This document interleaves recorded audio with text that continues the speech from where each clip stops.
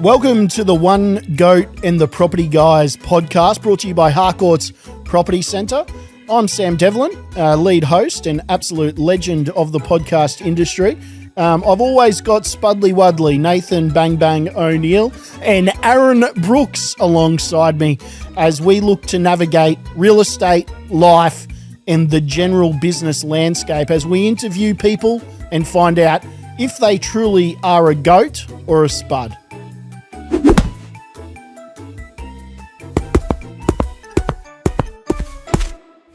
Mate, some would say our highest profile guest yet. Yep. Professional boxer. Yeah, well, I was going to say, man, it wouldn't be hard because, you know, it's only been you, me, and Spudley Wudley. Yeah, I know, but So, mate, I've got a good... not to underpin anything that Hodjo's done in his life. But anyway, keep going, Thanks Sammy. for that, boys. Indigenous I appreciate it. All-Stars, Yes. Australian representative, State of Origin great, two-time premiership superstar, or three? Two. Could have been three. Should have been. Should have been. One with the Roosters, one with the Bronx. Yes. Yeah. And an all-round cracking bloke. We just won't ask Paul Gallen. So, Justin Hodges, welcome to the Goat and the Property Guys podcast. Thank you, boys. I'm looking forward to it. Thanks. That's probably one of the best intros I've ever had. So, are you free most days to come and intro me at schools? Mate, happy to. That'll be awesome. Happy to. I think... Mate, whatever you do not give him too much praise. Mate, don't, Hodjo. He just laps it up, mate. Laps it up. It's a trap for young players, that one. Well, I'm a little bit older, so I appreciate it. That was a good intro. Mate, no, but in all honesty, you've you certainly got a well credentialed career. I'm just looking at some of the names you played with: JT, Lockie, Elfie, Kevy, Yep. Cameron Smith, Cooper Cronk. The first question I have for you: it must have been surreal to glance left and right and know that you had the support of all those guys and they had the support of you. Do you think that's where the great teams, or how the great teams perform? They know that they've got the guys beside them as well. What's your take on that era of Queensland dominance? And Yeah, look, obviously, most definitely. I think whenever you play a team sport, and it was that mindset. Like you walk, I still remember now. It gives me goosebumps talking about it. When you get onto the bus, you have your, Mel would get us into the room, talk just before we left, get to the game, walk into the dressing room, see your name. And you're sort of sitting down like this and you see the guy next to you and you're like, there's no way we're going to lose today, because you see the names who we got. You see, we just had one of the most passionate person, one of the greatest persons of all time to represent Queensland, Mel Meninga, give us a pre-game chat at the hotel. And, you walk in, you see the names, and 100% right. Like, I think that's what makes the great sides great and the good sides good. Yeah. Is those players that you got around you, but the trust, but also... You know what everyone's going to do. You don't have to question, is he ready? Is he ready? Is he ready to do his job? You know whoever walks through that room, everyone's got their own job to do. And I think that's why through those years of playing with those unbelievable players and, winning 8 series in a row is because of the people that we had in that side. But the day one lessons that Mel taught us is about there's no idiot policy. Like if you're an idiot, you're not going to be selected in this team. If you don't come together and be part of a family, you'll never play for Queensland while I was the head coach, and that's why we're always so successful. We get a similar policy, Sammy. What do we call ours, though? Ours is the no dickhead policy. Yeah, we got a no dickhead rule. Yes. Yeah, you got to be a smaller dickhead than Aaron Brooks. You get a job. Yeah, which I guess It's quite a large line. You can be a fair dickhead then by the sound of it. Interesting that you started with that question, though, Sammy, because that's one of the pinnacles, isn't it? Yeah. Jumping on a Queensland bus heading to the game, surrounded by greats. Yep. Mate, born and raised in Cairns. Yes. What do they call the Cairns? Kangaroos. Yes. Mate, Product of that. product of the Cairns Kangaroos. I mean, we're just talking earlier, you like to get back up there into your roots and stuff like that as well, which is great. And, young boy from Cairns, mate, and, come a long way. Yeah. I guess you probably look back now when you were a young fella playing for the Cairns Kangaroos up there going, well, would I ever scale to the dizzy heights that you did? Yeah. And I think it just gives every good quality young man the foresight and the vision to go, you know, you can do it regardless of where you're born, what opportunities are put in front of you at any given time. You can be the very best. So I'm more interested to find out, you know, mate, what got you hooked on rugby league from day one? Oh, look, I probably didn't really have a choice. I think Your dad. my dad was a footy player. My two brothers played football.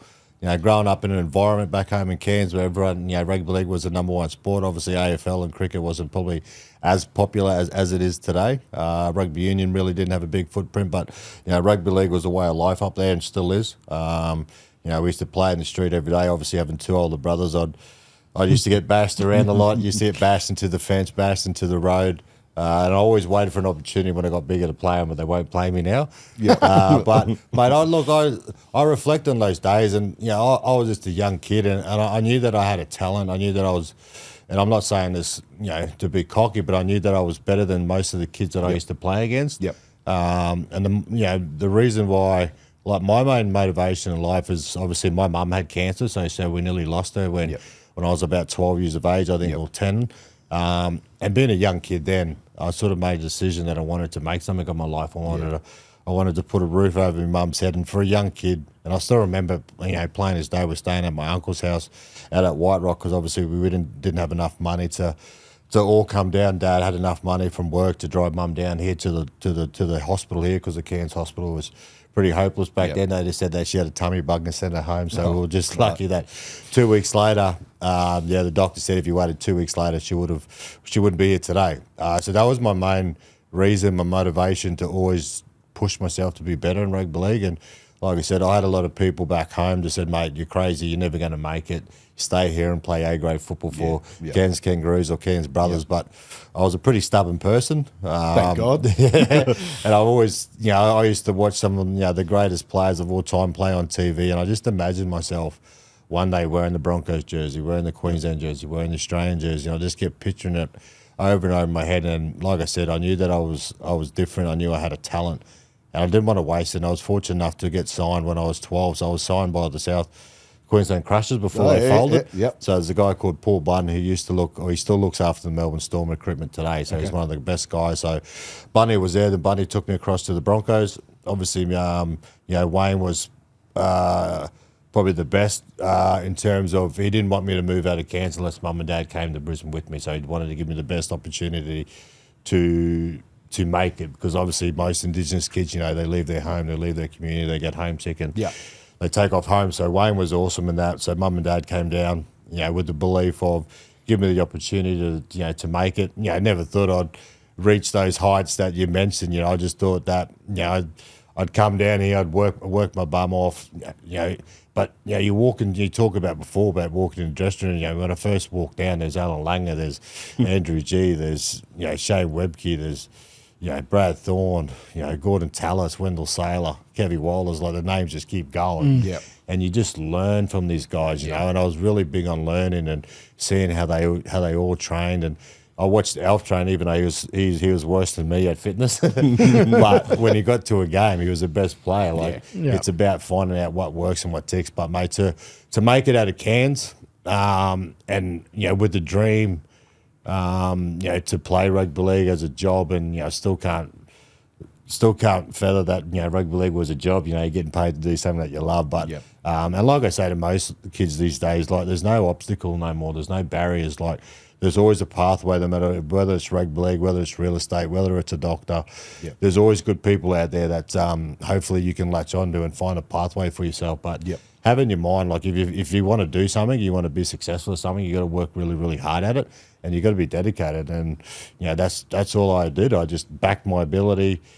You know, I was fortunate enough, mum and dad gave me an opportunity to move down with me, and then I just grabbed it with both hands. And, you know, 15 years later, I retired with, you know, did everything I possibly could in the game. I was proud of what I've done. Had a lot of setbacks, got through that, and I'm a proud product of Cairns, who young kid with a bloody nose getting bashed up by his brothers, end up on TV. It's surreal.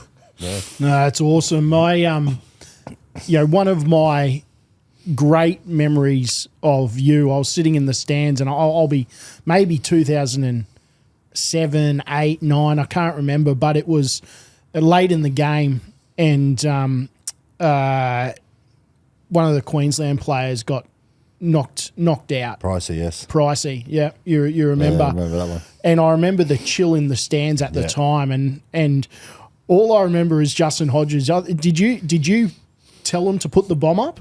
You guys just wanted retribution straight away. Yeah, we wanted blood. Yeah. I think when we talk about one brother bleed, we all bled, and that was a big thing. Mel was big on, obviously Price.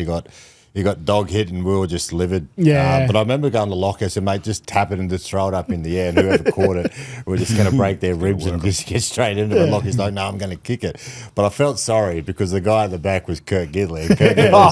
Love his bloke. He is one of the nicest guys you'll ever see in rugby league. Gidley. And Lockie's like, no, I'm just going to kick it. Anyway, then all you can see, mate, was just like, obviously I'm right centre, GI's left centre.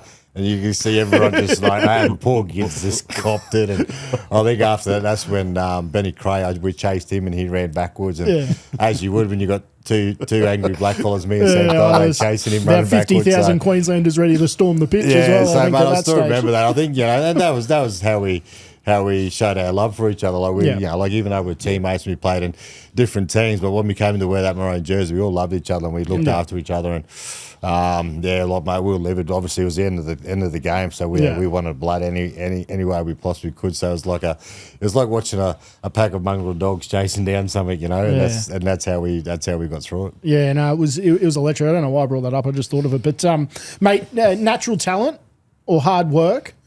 You're one of the more talented centres the game's ever seen, and you spoke about the hard work. To go from Cairns to Brisbane and then obviously forge a career. What was that hard work looking like? Because I know from junior days, guys like David Pocock who'd be throwing hundreds of footies and tackling for all hours and doing 100 sit-ups a night. Was that your style? Like, what were your repetitions when you were younger? I had a father who was Roy, who was very, very...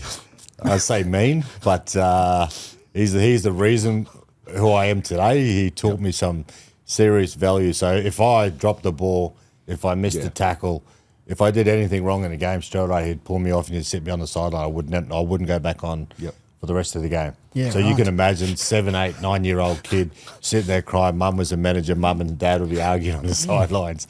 But he taught me some valuable lessons about, the way that you take pride in your appearance and the way you play and the way you don't let your teammates down. And, mate, I was like, I'm 9 years of age. I missed one tackle. Like, how does that warrant you getting taken off the field? But that's how I learned. It's absolutely legit, right? Yeah. Because, see, your brother's boy played with Zacco for a while, right? And I remember, Roy, your nephew got hurt or something, and he was lying on the ground.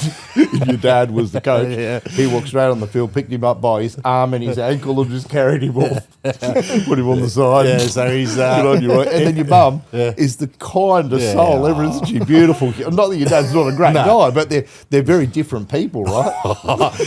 Totally different. If you got a 10, you got a 1. Obviously, dad's a 10. But he was that old school mentality, and that's what I loved about the game, the physicality, because that's the only way I knew. Like the way my dad coached me. My brothers, like I said, used to bash the crap out of me. But Dad, like I said, he taught me some.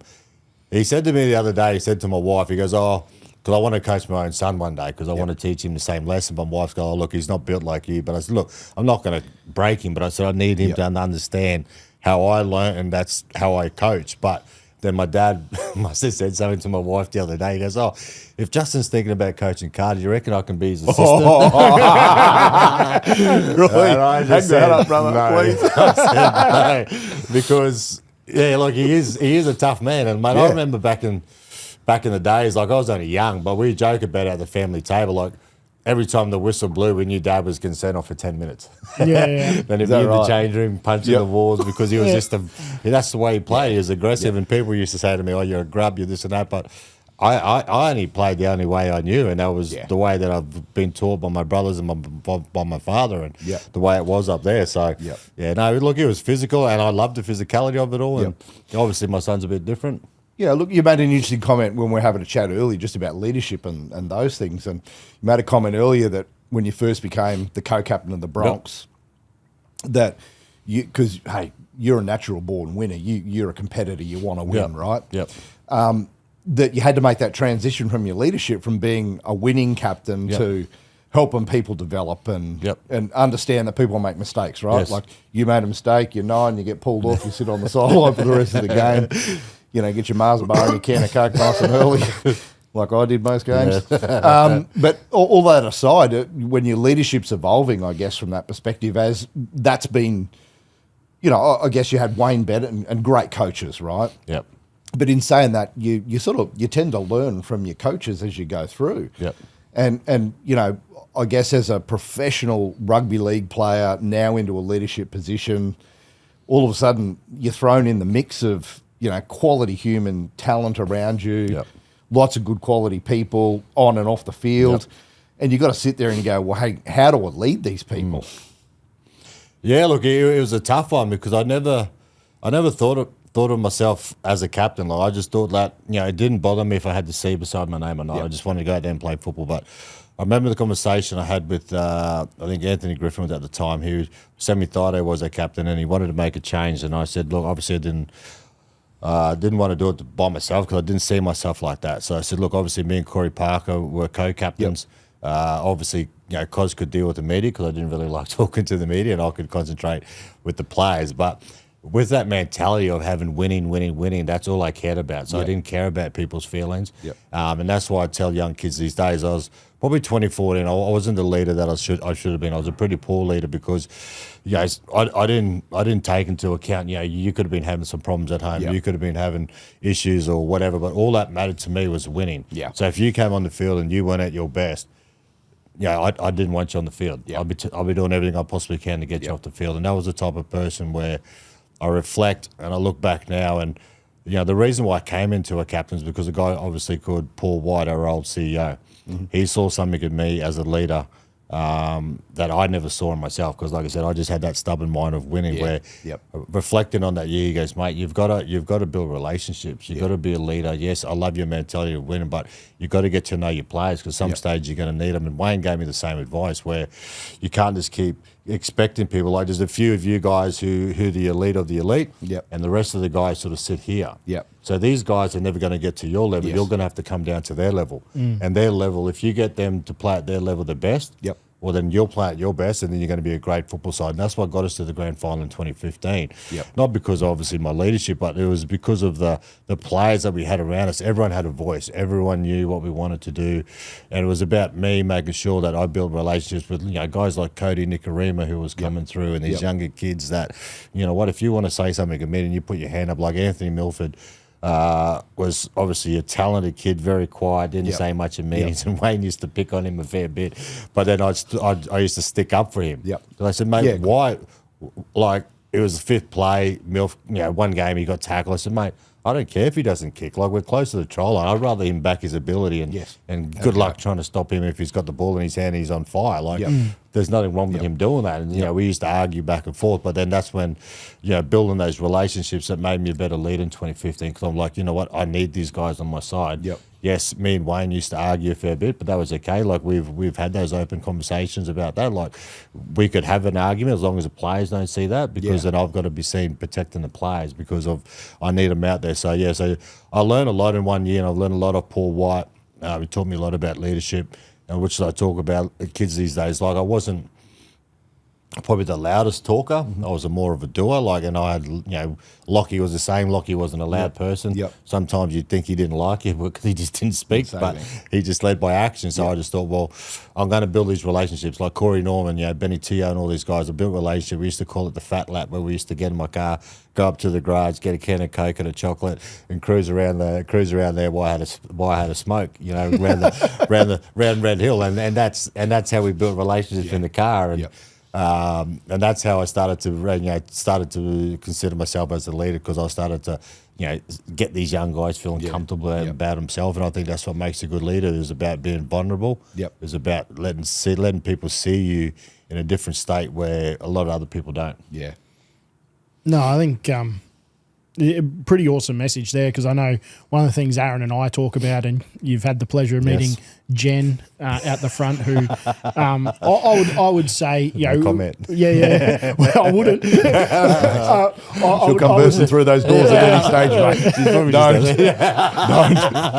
But one of the great things is, being able to challenge your peers, and also, if you have a leaderful team around you, then there should be good conversations and critical conversations, and you should be able to challenge each other. Yep.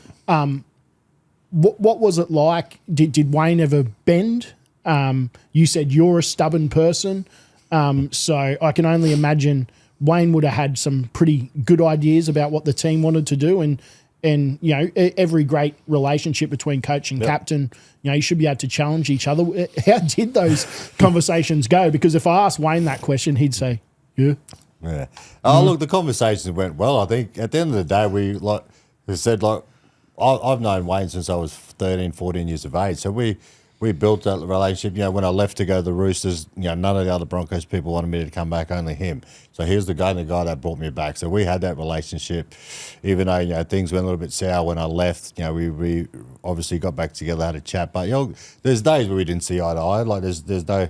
I remember the first time he came back. He came back in 2015, and he said, "Look, I'm going to make you the captain. I'm going to walk into this video room. I'm just letting you know I'm going to pick on you. I'm going to set the tone from day one." Yep. I said, "Yep, I've got no problems with that." Yeah, great. Got into this meeting. I always sit at the back of the corner, and I thought it was just going to be a little roast. Absolutely. I had all these video clips of all these, my knock-ons, my drop balls, my missed tackles, and I'm like, hang on, you didn't say anything about this, but he was actually Were they sent from Roy? Yeah, probably. But he obviously wanted to say, I don't care who you are. If you don't obey by these, don't do this, you won't be a part of this team. And that was Wayne's mentality. But he was an open book, because he knew that the same way I knew, is that we all had to be on the same page. Like, even though some days we'd have not an argument, but we'd have a disagreement about who's in the team, or, a certain play that should have happened that didn't happen, we didn't score, missed a tackle, whatever. But as soon as we walked out of there, everyone knew that we were on the same page. So we never once had an argument, or ever once, didn't like your idea, my idea worked, and walked out thinking I was better or he was better. We never had an argument, or we never just had a disagreement in front of the players. And I think that's what makes leadership so important. Even though sometimes you don't agree with each other, you just go out and do what's necessary for the team. AB always says you got to disagree but commit. Exactly. And that's for the greater good of everyone in the unit, right? Yeah. And I think the thing that everyone's got to understand is that you don't always agree with your coach. No. And your coach won't always agree with you. No. The fact is that part and parcel of being a good member of a family, a team, a business, is you've ultimately just got to go, I'm going to leave my ego at the door here and do what's best for the team. Yep. And I think when ego comes into play in any coaching type role, you lose, as you say, you lose the what do you call it, the bench, or you lose the dressing room. You lose 100%. Yeah, and and as you know, mate, like in rugby league, I'm just obviously with business as well. Like, egos are a big problem. Like, if you let them get out of hand. Yeah. But Wayne was big on like this. He goes, boys, he said it like he was always big, and he goes, look, I don't care if you're the best friends or not. You don't have to be friends. All that matters is when you cross that white line, you're together. Yeah. I'm not asking you to go and go to his house and have dinner. I'm not asking you to go down the road and have a beer with him. If you don't like him, you don't have to like him. But when you cross that line, you're all in this together. And I think that's what made him, or makes him, such a successful coach and such a great coach, because I'm pretty sure you can see the way everyone talks about him. I don't see too many ex-players bagging him. No. You know what I mean? Because he's always been reasonable. He's always had a valid point. And he's always willing to have an open door policy where you could have a disagreement, but then walk out and everything's perfect, like nothing happened. So that was probably one of the best advice I ever got, because sometimes you worry about building a relationship with someone that you just know it's not going to go there. Yeah, you know what I mean. Like if someone's got an ego and he's worrying about how much he's getting paid and he's worrying about all this other stuff, and you're just like, you know what, mate, I don't really have to worry about you, like, because I know you're going to do your job. That's fine. Yeah, I don't have to be your friend. As long as you go out there and you do your job, that's it. So and that's some things I learnt in sport, and even now, doing some business stuff, you don't have to be friends with everyone. Like, at the end of the day, as long as you do your job and you do it right, and there's results are from that, and the people that you're looking after are in the right position. That's all that matters. Yeah. And yeah, it's that fine line between confidence and arrogance, right? Yes. Because you spoke about before with Milford, you're sticking up for him, saying, Yep. what, I want him to run on the last tackle Yep. if he thinks there's a crack. Because if you didn't that confidence, Yep. he might not take that opportunity when it's there the next time. To go one further, I think without him and Ben Hunt that 2015 year, I don't think we even made the grand final. Those two guys were outstanding that year because not only it's not just myself, it's Sam Thido, Corey Parker, our leadership group got around these young guys, said, guys, you guys, even though we're the old guys and we're the captains or leaders of the team, you guys are steering the ship. If we're not doing our job, you get us up. You get up us. Yeah. If our forwards are not doing them, you get up them. If we're not, us backs are not in the right position, when you're ready to pull the trigger on a play, you get up us. Don't sit there and think, you don't have a right to say, hey, you weren't chasing, you're not kick chase. Everyone had a right to have their opinion, and I think that's what made those guys so good because we stuck up for them when it mattered. Long as they voiced their opinion when it mattered, you run the side. Even though I might have the C and Cosm might be the vice captain or Sammy or whoever was out there at the time, you're running the ship. We're following you. Yeah. If I could make just a statement around confidence, right? Yep. When a person in life, in business, in sport loses their confidence, that's just really damaging, isn't it? You look at that, because not a lot of people can get knocked down, particularly in a sport environment where you got tens of thousands of people watching. Yep. Make an error. How do you? Look, we spoke about Milf earlier, and he's a confidence player, right? And a lot of footballers are. Yep. But how do you go from making errors in your life to go, all right, I'm back on track again? Like in our business, someone might lose a bit of business and they kick stones for a bit. How do I get back on and resharpen, refocus and get back to doing what I need to do? Yep. I think the same on a footy field. Yep. When you lose confidence, how do you get it back? Yeah, look, it's a big thing, confidence.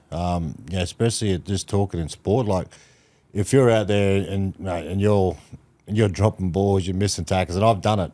Like my first Origin game, I threw 2 balls that led to two tries in New South Wales. Yep.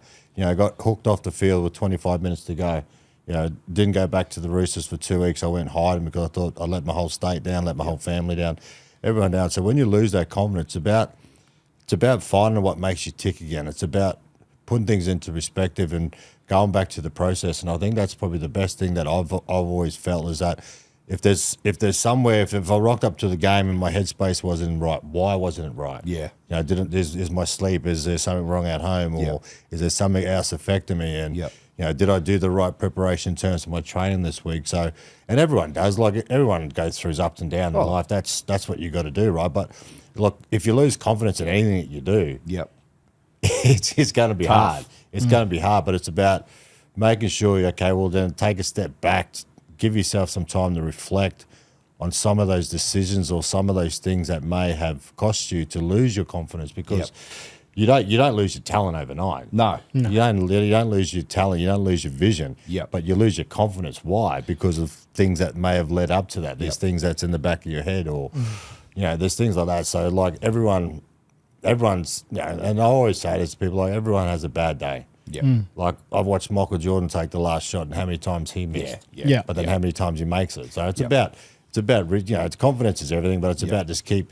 There's days you're going to have a bad day. There's days you're going to have a bad day. And there's just absolutely nothing you can do about it. You just want to get taken off the field and go and have a hot shower and come back next week. But look, confidence is a hard one to talk about because it's about reflection on yourself and you're getting back to what works for you. And don't put pressure on yourself to think that you got, like you said, play in front of 52,500 people and you had a bad day. And the next week you're like, I've got to make up for that. But just go back to, so for me personally, when I had a bad game, if I dropped the ball, missed a tackle, I go, okay, well, firstly, I'm just going to concentrate on my defence. I'm going to get my aggression right, and get my kick chase right. And then my attack will come off the back of that, and I'll gain that confidence slowly back. As long as I'm making my tackles, I'm closing, looking after the locky, I'm looking after my winger, no one's scoring on me, and that's giving me the confidence back. And then when I get the ball, I score a try, then all of a sudden, you're back. And that's confidence in the moment too, right? Yeah. Because I think sometimes it's easier on reflection. You have an ordinary game or you have an ordinary scenario at work, and you've got time to reflect on that, go, all right, okay, where did I go wrong? I did that, okay. And a week later, you're back performing again. Yeah. But sometimes it's in the moment when that error's made, like how do I quickly just reassess, get back to find my ground level again, build the confidence back up, not kick stones, focus on what I've got to do. Yeah, 100%. And I think like just talking in general about myself, and I've been in those moments where you're probably trying too hard to win the game, or you're trying too hard because you know you're down, you know you're chasing points, you know you need to do this, where the more you try, the more you fail, or the more you drop the ball, the more this happens. So, and especially I was a player who, like we spoke about, like me and Lockie used to argue all the time because I'm like, mate, give me the ball, give me the ball, give me the ball. He goes, no, mate, we're sticking to this, we're sticking to this. Yeah. Where it's good when you have someone like that who could actually take the pressure off you sometimes as well, because if we're chasing, boy, mate, put a kick in. It's like, shut up, mate, just chase the kick. But that's a competitor in you, right? Yeah. Which makes you good. Yeah, exactly. So every time I saw you go to dummy half, I knew you were going to do it. Yes. Big fend, away you go. So sometimes it's just keeping it simple. Yeah. And I think that's some of the best leadership skills I've learned of some of the best leaders I've been under is, you know, like guys like Lockie, who was just so calm under pressure. Like we could be down by 20, 30 points. Yeah. And like I said, I'm saying these things about chip and chase, give me the ball, yelling at him. He's like, mate, we're doing 4 or 5 roll, we're kicking to the corner, we're going to wait for him to make a mistake, and then we're going to build our game off that. So process and structure. Yes. Default back to it. Yes, when you got radical people like me who just want to chip and chase and do some blackfella football, you know, but it just goes like everyone's different, and that's how I played, and that was my mindset. But it, like Lockie's mindset was totally different to mine. Yeah, and so best trainer, worst trainer. And you've had, and I won't ask you. Don't anyone, mate. They're all great. But okay, well we won't do worse. Worst trainers, me and Lottie for sure. Lottie. Me and Big Lottie for sure. But look, I always I didn't like the fitness part of it, obviously, but I always did extras. I always did boxing on the side. I was going to say, because boxing's one of the most aerobic sports you can gas out pretty quickly. I always did not for you, because you're getting dropped in the first 10 seconds. So I always did something away. And dropped. Like nighttime, I'd go for runs in between, so no one ever knew that I did this. And even the media would go, oh, Hodjo's not training today, blah, blah, blah, blah, blah. And I'd turn up and do my job. But they didn't see what I was doing away, and I never even publicly said that I was doing things away. I was like, okay, well, I'll let them think that. That's good, because that's how they think of me. That's fine. It doesn't bother me. I know what I'm doing in the background. Yeah. Like I said, me and Lottie were terrible together. There's guys like, mate, probably Shane Webke was one of the best trainers I've ever seen. Yeah, okay. Because if you talk, and he openly talks about it, where if you look at front rowers these days, you think about Payne Haas and all these guys. Like Webby never had probably that potential or skill level, but what he had was heart, toughness, and heart. Yeah. So he trained the way he played. Yeah. He knew that he had to train that way. So if we're just doing, we're doing defence at training, mate, he'd rip into you. It'd take your head off. Yeah. So I remember in the sandpit, we were doing tackling, mate. We'd step. Because you're supposed to run, and it's like, Master, I'm not running straight. I'm a back. Why would I run straight? So mate, we used to we used to get these young kids that come out and do when you're starting as a young kid. So we do sandpit tackling, and mate, we just keep stepping him, and you can just see. And I remember one day this young, he's not a younger kid, but mate, he lined him up, and I thought he was dead. I was trading because we just me, Lottie, and Barrow, everyone, we just kept stepping him, and he was swearing and. Just run straight. We're not dumb, mate. We're not running straight. And this one kid just ran straight at him. It's like, mate, what are you doing? Yeah. So I'd say Webby, mate, purely because what you saw each week that was him 24/7. Just training with intensity. But it's also disciplines too, right? Like I can't remember who said it to me, but many years ago, I was watching a game at Suncorp, and they said to me, hey, mate, this isn't always the most talented players playing out here. You got to remember that this is often talent's important, but discipline is 100%. More important, because there's lots of people you probably grew up playing with that had so much natural ability, right? On the footy field or as a human being. But for whatever reason, their disciplines just took them off track, right? Yep. So your fallback position in life, if you got the ability, has to always be disciplines, or else you end up just not quite getting to your potential, right? Yeah. Well, mate, 100%. You got to. It's like you guys in business. If you sit back and relax and think everything's going to be gravy, Is it? No. Well, you got to keep working hard no matter what you do in life. And Yep. and I always, when I watched the Michael Jordan documentary, and I was like, everyone was like, oh, he's such a bad leader, he's such this and that. And I was like, I looked at a different lens. I'm like, the guy worked hard. Like he wasn't growing up in high school, he wasn't selected in things in college. Yeah, the okay. guy's worked hard. Yep. Built a team around him. Yep. Known as the winner. Then, like you said, relied on so many to make the last shot. But and then he said, like at the end of the day, who's everyone going to blame when they lose? Yeah. They're going to blame him. Yep. But when they win, he gets the glory. So Yep. it is what it is. Like Can't you have said, both. mate. No, exactly. And like my talent, like you said, mate, I've seen hundreds and hundreds of kids my age, and even now I see them running around the streets or running around the field. I'm like, Yep. this kid's got some talent. Yeah. But then you see something in the game, and like, oh, hang on. Maybe, you know what I mean? Yeah. So it's about, and I was lucky, like I said, even though my father was a tough man, but he taught me some good values. But also, you got to surround yourself with good people as well. And also you remember, it's at the end of the day, it's a game. It's about being a good sportsman as well. And if you got talent, you still got to work hard. Yeah, And I say that to absolutely. my son every day. Like he's got heaps of talent, but I said, mate, if you don't push yourself to get better, you don't have a strong mindset when things don't go your way, you're going to crumble. Yeah. You're That gonna old crumble. hustle beats talent when talent doesn't hustle. Exactly So- right. Like I said, mate, I wasn't nowhere near the fittest player on the field, but I worked hard because I knew I wanted to win. Like, some games I'd walk off the field just exhausted because, I probably should have been a little bit fitter than what I was, but I just wanted to win, and that's what kept me motivated, kept me going, and having good people around you that wanted the same thing. Yeah. You don't want to let them down, and that's what happens. So how important is it then? Because I look at, we spoke about it earlier, that team at the Broncos from basically 2000 to 2015, like it's stacked. Yep. Right? You shoulder to shoulder with some of the best players who ever played the game. How important was the coach? How important was the captain? You have all that talent out on the field, and we're seeing a real drift towards this in our industry now, where the leadership and the principle, the strong leaders and the strong principles are building really big businesses, and then there's a bit of a gap, down the path. How important is it if you've got all these great players? Could the 2000 Broncos team have won without Wayne? Could the 2006 team have won without Wayne? Oh, that's a tough question to answer. Probably not.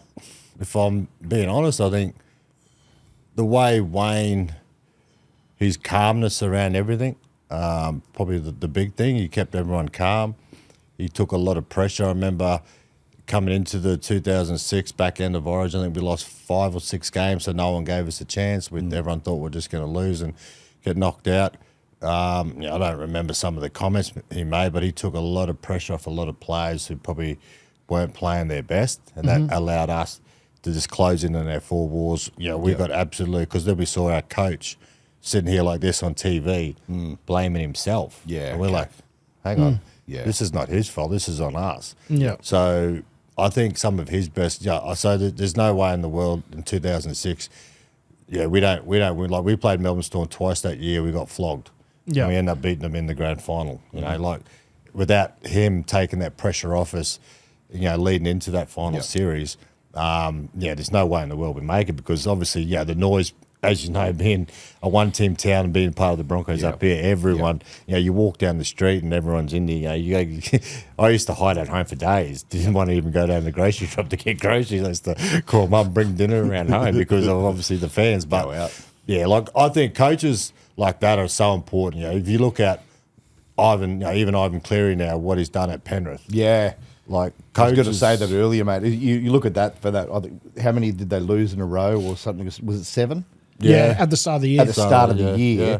And then also, like, I can tell you, Penrith wouldn't have gotten the GF without Cleary as the coach, right? Yeah. No, Because or a good quality coach. Yeah. Yeah. Because all he's done is he's just rallied the troops back together kept again. them calm. Believe in yourselves, number one. Yeah. And then he let them know that he hadn't lost belief in them, right? Because is there anything more frightening for you as a person than for your coach to lose faith in you? Yeah. Like Oh, that. mate. That would be horrific, right? Like Yeah. number one, losing confidence in yourself. Number then two, you support now. quickly folled by that would be losing the support of your mate. coach, Yeah. right? And I remember watching his interviews, and everything was always about we. Yeah. It was never about the team or them. It's we need to work hard. We need to fix ourselves, and we will. Yeah. Yeah. And then you look at Craig Bellamy, what he's done at the Melbourne Storm. That's crazy. Yeah, so you talk about influential how coaches are. Yeah, mate, massively. Especially in those critical moments where, as leaders, and you know yourself, when you're under the pump, especially at half time, if you're down, your thoughts, especially rugby, everything happens like that. Everything's moments fast. Yep. So you're coming in after half time, and you're just trying to your mind's going a million miles an hour, and all of a sudden, a guy comes in who you love and respect to sit you down, talks calmly to you. Yep. Yeah. Get a clear vision, you go back out the second half and you go again. So, mate, there's no way in the world if we don't have Wayne as coach, and we wouldn't have won. Yeah. No, I think it just goes to show. I didn't know which angle this would go, but it goes to show how important leadership is in You got the everything. answer you wanted though, didn't you? Yeah, 100%. Nah, mate, you didn't know. But I you knew said, the no, answer. we don't need a coach. I knew the answer, but I asked the question. No, mate, Never you asked a don't- question. Exactly. You mate, definitely exactly. need you definitely need strong leaders at the top. Yeah. You need strong leaders who are going to guide you. But mate, I remember days you'd walk into the room, even at training, and Wayne would know when it's not you. If you'd walk in, he'd know because I was even though I was an introvert, blah blah blah. But you walk through the gym some days and you'd be upbeat, But then some days you probably you might have been out. Say if you had a 1 to 10, you might be out at 8 normally. Then you come in and you might be a 6 or a 7, and he'd pick up on that straight away, and you go, "I'll come and have a chat. You're right." Yeah. That's EQ, right? Yeah. Yeah. So you got IQ leaders and you got EQ leaders. Yes. Yeah. So an EQ leader is valuable, right? Yeah. Because they can watch you. Yeah. They know you well enough with all of your body language, and they look at you and they go, Hodges not right today. Yeah. Pull your side. Yeah. So Yeah. And they can often pick that really quickly in somebody, because if you're not right, then you go and interact with the rest of the team. Yeah. And that can rub off on the rest of them. 100%. Before you know it, it spreads like wildfire, Yeah, right? it does. So EQ versus IQ, somebody that's got great levels of EQ, valuable. Yeah, 100%, mate. Like I said, mate, he's obviously a rock star to us. He used to pick up on that stuff all the time. You just think, mate, how does he even know? Yeah. Yeah. But he knew his players, and that's what made him so good, and that's what we never ever wanted to let him down.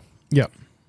Cool. No, I think Hodjo, you're a good man, and I've got a couple of quick fire questions here, but I do have one Yes. final hard hitting question, and I know I sound like I'm being a smart ass here right now. No, it's not that hard hitting actually. No, but it's a genuine question. Now in your current role and what you're doing with inside business coaching and education and stuff like that, if you're sitting down with a young business leader, what's the most important thing they should be focusing on if they're a bit off track?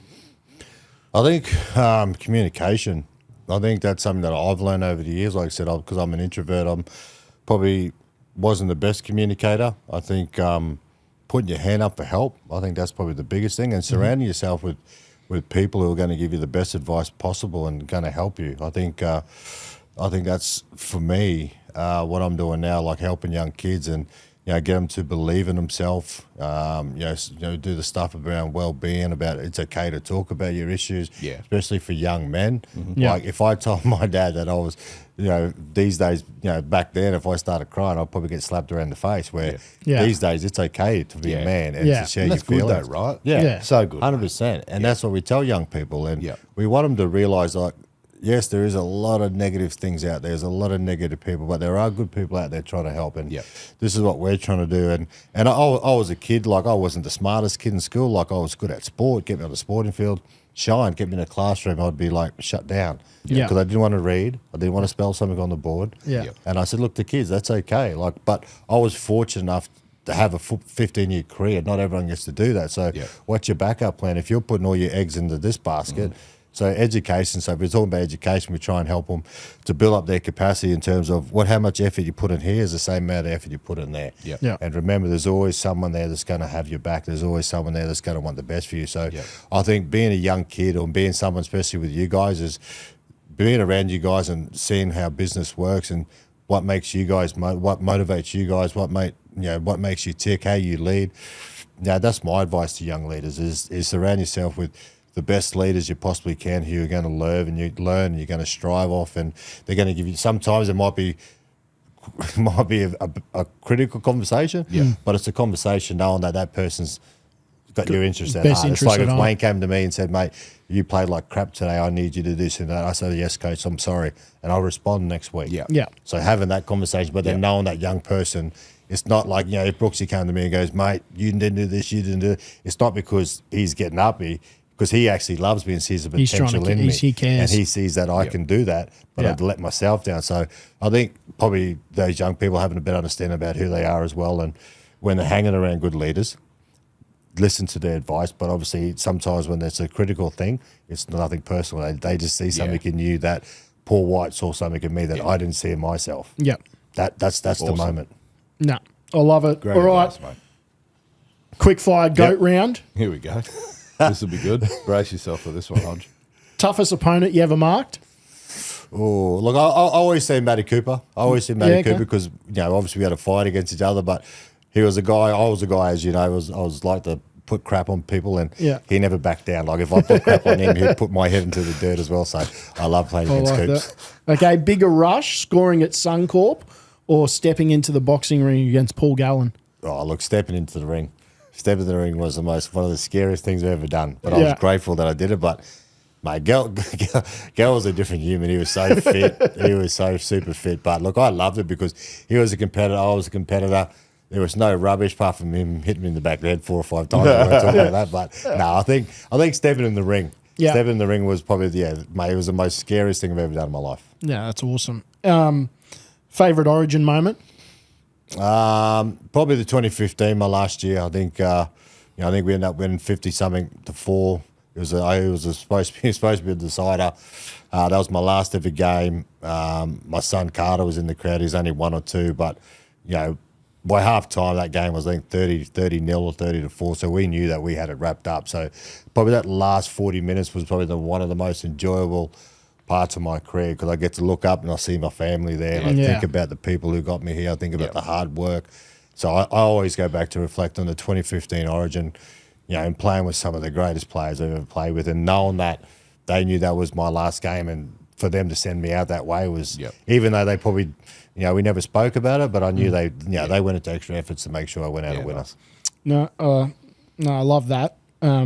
I feel bad for asking this question. We should really end there, but I'm going to anyway. One teammate you'd want on a deserted island, and one you wouldn't. Look, I'd always take my man GI on an island. We always had our fun together. Someone who I probably wouldn't take on an island. Ooh. Lottie, because he wouldn't help you with anything. Lottie, because I'd probably say big Brad Thorne or Petro, because if it came down to eating, I'd dead eat me. Because I've seen Big Thorny. We've done a army camp once for 6 days. And mate, I've never seen 2 hungry men in my life. They both lost 6-7 kilos. Wasn't that when he chased the chook? They had to kill the chicken, and mate, it was. So if I didn't want to take, sometimes you got to kill a chicken to tame the monkeys. I know. So I wouldn't take a big boy, because obviously if there was nothing to eat, they'd probably eat me. So definitely yes. All right. Hodjo, you are the GOAT today, mate. Thank you so much for your time. It's a pleasure to have you on our podcast. World famous, I hear now. So, mate, this will go viral. Yeah. I appreciate it, boys. Obviously, got a lot of love and a lot of respect for both of you guys. So, if I can come in and help and obviously spread a message, and hopefully, there's someone out there who might be struggling or might need advice or might need some wisdom. Hopefully, we've been able to help them today. I think that's probably the most important things of these podcasts, is an open conversation and being honest and being vulnerable. I think that's what makes them work, mate, and people can relate to that. No, mate. I love it. Good stuff, brother. Thanks, boys. Thanks, Hodjo. Thanks so much for joining us for another episode of One Goat and the Property Guys. Remember, make sure you vote for if they were a goat or a spud during the last episode. Don't forget to like and subscribe to YouTube and at Apple Podcasts so that we can keep creating great goat-worthy memories.